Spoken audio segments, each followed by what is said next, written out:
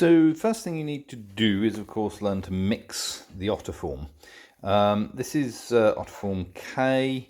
There are other things that are available which do a similar job, but we're going to work with this one.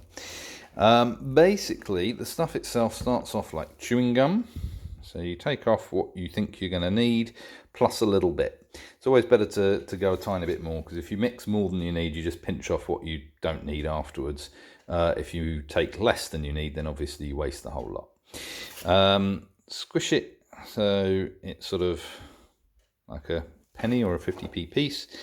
And then you mix in the catalyst. Now, this is the stuff that makes it go hard. This is the stuff which actually causes a reaction with that to make it solid. And probably the single biggest thing to get right with Otoforms is how much of this to put with this. There are sort of charts where you can measure out things, but it all depends on how thick the line you've used is. So you'll get the hang of it after a while.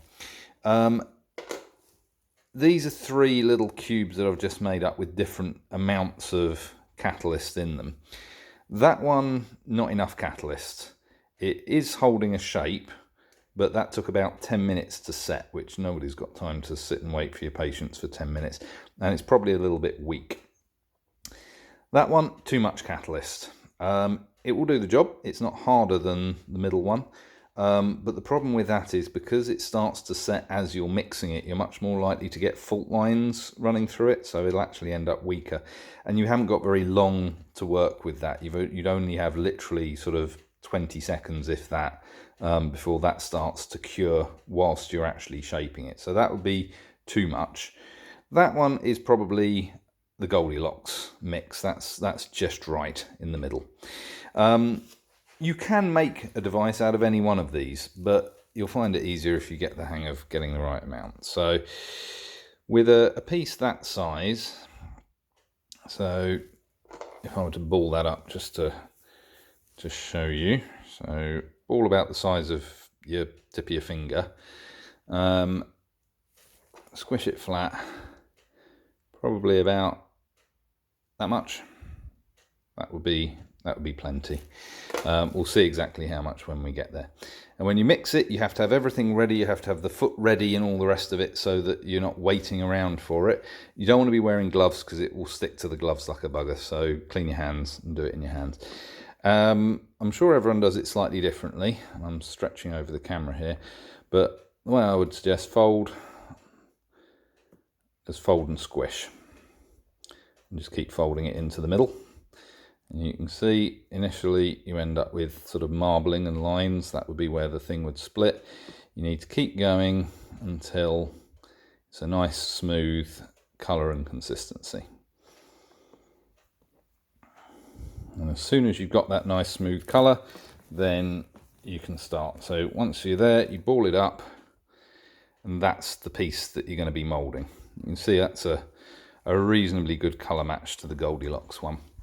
I'll go over all the different shapes that you can mould it into. When you're moulding it, try and avoid folding it if you can. When it's still curing, it will fold and merge into itself. But this has been a few seconds now, and if I try and do that, it will, if you keep doing that, it will actually start to form lines. You can see there's a ridge there. It's not fully moulded. If I try and sort of squidge that around and then ball it up again, you can see now it's not folding together. That started curing.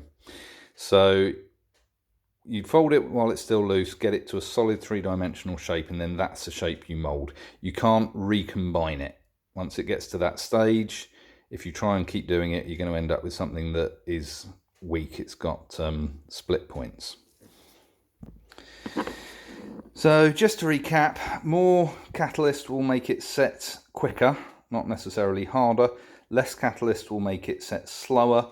The sweet spot is so that you're not there for 20 minutes waiting for it to go off, but also it's not curing while you're doing it.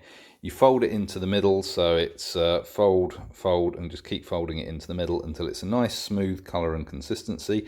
Then you roll it to a 3-dimensional shape, and then that's the shape you reform. Once you've started doing that, you can't refold it because you'll end up with that, and that looks ugly.